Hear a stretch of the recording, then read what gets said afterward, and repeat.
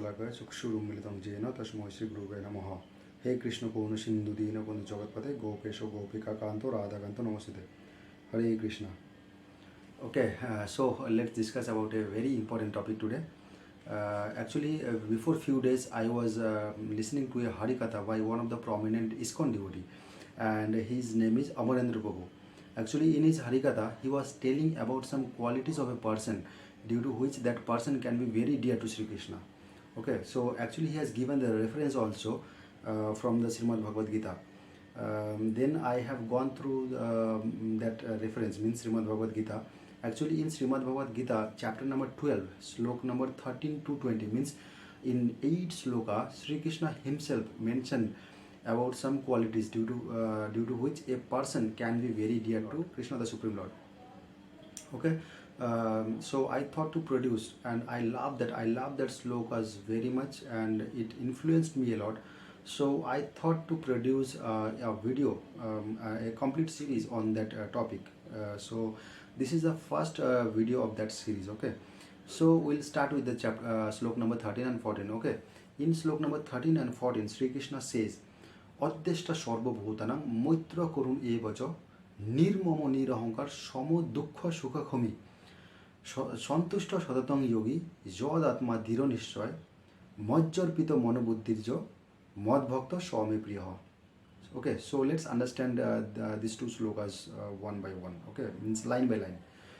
In first line, what Krishna is telling, adveṣhṭā, that means non-envious. Adveṣhṭā sarva-bhūtānāṁ, that means towards all living entity. Just remember here, Sri Krishna is not mentioning to be non-envious towards your friends or family members or your society members. He is telling to be non-envious to all living entity in our society or in our environment, or whatever you can call it. Okay, so then what he's telling? He's telling adveṣhṭā sarva-bhūtānāṁ maitraḥ karuṇa evaca, means your person has to be kind, and maitraḥ karuṇa means friendly. Karuṇa means kind and friendly. So a person has to be non-envious, kind and friendly to all living entity. And the second line, what is telling, nirmamo nirahankāraḥ. Nirmamo means a person who does not attach any importance to the suffering or distress pertaining to his body. Okay, so that called nirmamo. Then nirahankāraḥ. Nirahankāraḥ means without false ego. Means now here we need to understand that to become nirahankāraḥ means to leave the false ego.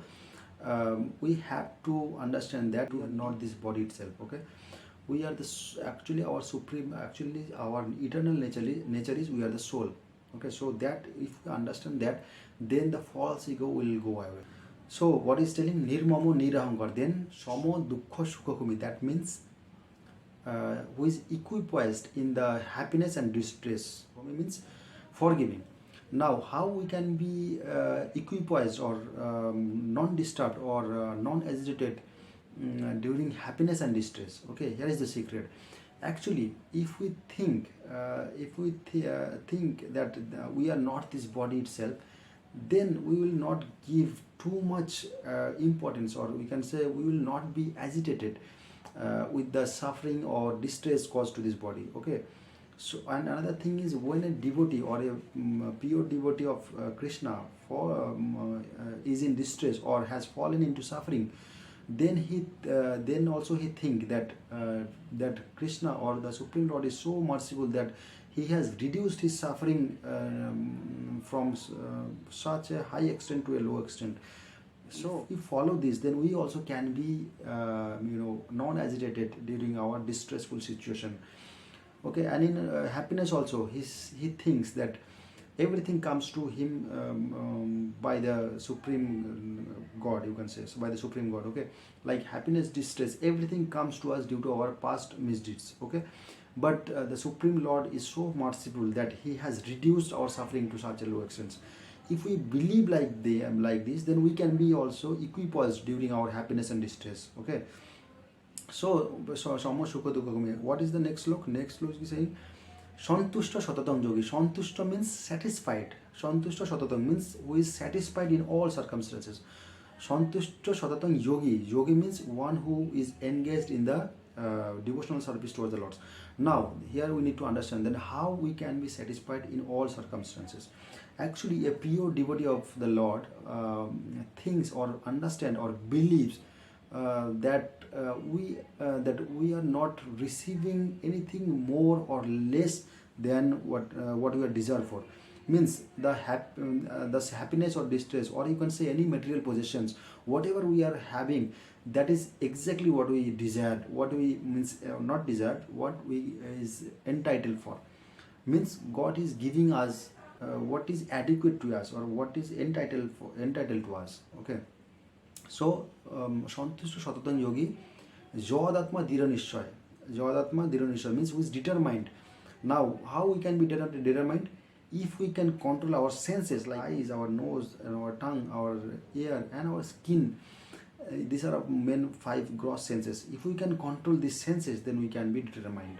Okay, so santuṣhṭaḥ satataṁ yogi yata-ātmā dṛiḍha-niśhchayaḥ mad-bhaktaḥ means one who engaged his mind and intelligence on me. One who engaged his mind and intelligence on me. What is the meaning of it? If we can engage our mind and our intelligence in the service of the Supreme Lord, then the mind and the intelligence will be purified. And once that mind and intelligence is purified, then our life will be very peaceful. And the thing is, I have heard somewhere that our best friend is our mind, if that mind is controlled and purified. And also our worst enemy, or you can say our worst enemy is also is our mind. Means a uncontrolled mind, an unpurified mind can destroy anyone. So our mind is our best servant or friend, and that mind can be our worst enemy as well. Okay, so arpita-mano-buddhir. So one person who has engaged his mind and intelligence on me, mad-bhaktaḥ priyaḥ, such a pure devotee is very dear to me. So Sri Krishna is mentioning all these qualities. So if we can acquire all these good qualities among ourselves, then we can be very dear to Krishna. And just understand and just think about it. If we can acquire all these qualities within ourselves, then not only Krishna will love us, the whole society, means the people around us, they also love us. Just think about it. Okay, so the quality I have mentioned in this video is very simple to achieve, but it's not easy to achieve. It's simple but not easy. Okay, so just understand this, and let's try ourselves. Let's try everybody to achieve all these qualities, all these good qualities, such that we can be very dear to Krishna, the Supreme Lord. Okay, thank you. Hare Krishna.